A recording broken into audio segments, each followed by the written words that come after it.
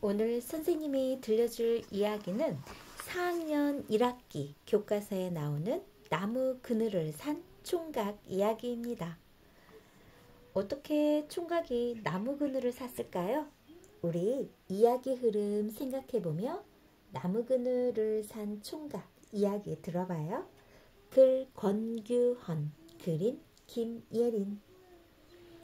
옛날 어느 마을에 커다란 느티나무가 있었어요. 동네 사람이 모두 쉬어갈 만큼 큰 나무였죠. 느티나무 앞에는 뒤와집이 한 채가 있었어요. 욕심쟁이 부자의 집이었죠. 부자는 느티나무 그늘에서 낮잠 자는 걸 무척 좋아했어요. 어느 더운 여름날이었어요. 어휴, 덥다. 그늘에서 잠깐 쉬어갈까? 총각이 뜨거운 볕을 피해 나무 그늘로 들어섰어요.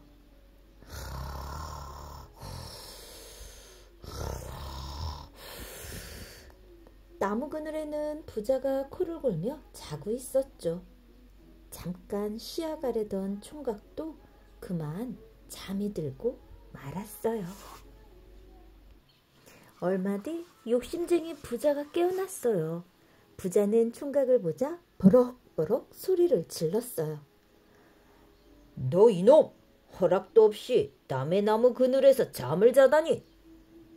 총각이 부스스 눈을 뜨며 물었어요. 나무 그늘에 무슨 주인이 있다고 그러세요? 이건 우리 할아버지가 심은 나무야. 그러니 그늘도 당연히 내 것이지. 부자 영감의 말에 총각은 기가 딱 막혔어요. 이런 욕심쟁이 영감 어디 한번 당해봐라. 총각은 욕심쟁이 부자를 혼내주기로 했어요.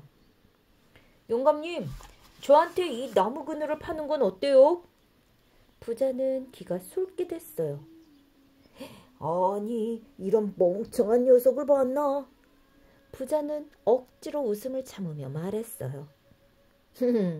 자네가 원한다면 할 수 없지. 대신 나중에 물으자고 하면 절대로 안 되네.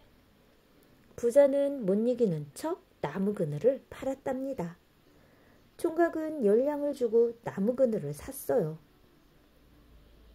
영감님, 제 나무 그늘에서 나가주시죠. 허허, 그러지. 이제 자네 것이니까. 부자는 콧노래를 부르며 집으로 돌아갔어요. 총각은 나무 그늘에 벌렁 드러누웠어요. 그리고 해님을 보며 빙긋이 웃었지요. 시간이 지나자 나무 그늘은 점점 부자 영감의 집 쪽으로 옮겨갔어요. 마침내 나무 그늘은 부자 영감의 집마당까지 길어졌죠. 슬슬 시작해볼까? 총각은 성큼성큼 부자 영감의 집 안으로 들어갔어요. 아니, 남의 집엔 왜 들어오는 거냐? 부자 영감은 담뱃대를 휘둘렀어요. 총각은 나무 그늘에 서서 말했어요.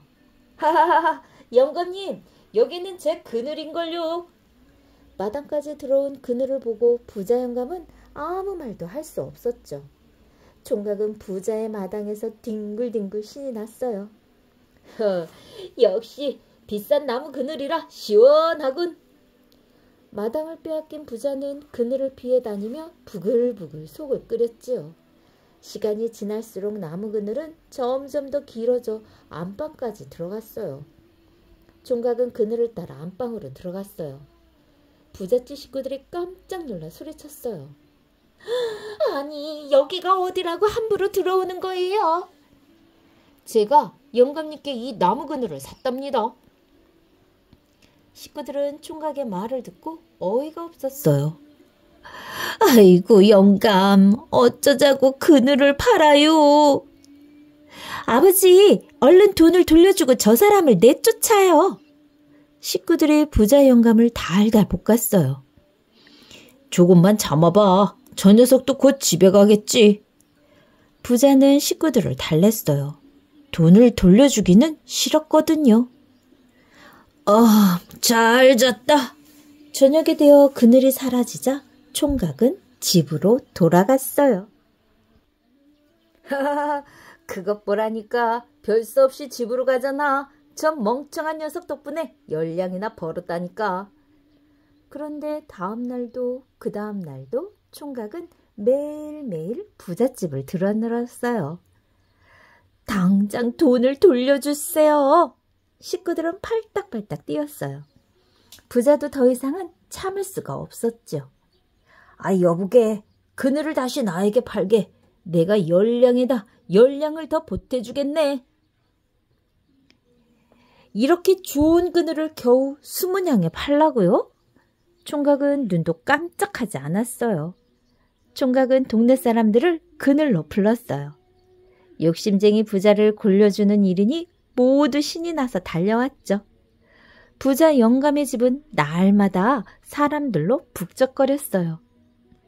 이보게, 제발 이 그늘을 다시 팔게.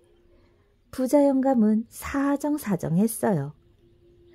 그늘을 사고 싶으면 10,000냥을 내십시오. 뭐라고? 10,000냥? 부자 영감은 눈알이 튀어나올 것 같았죠. 그렇게 욕심을 부리더니 꼴 좋다. 사람들은 입을 모아 부자 영감을 놀렸어요. 부자 영감은 부끄러워서 얼굴을 들 수가 없었죠. 결국 욕심쟁이 영감은 짐을 꾸려 마을을 떠나고 말았어요.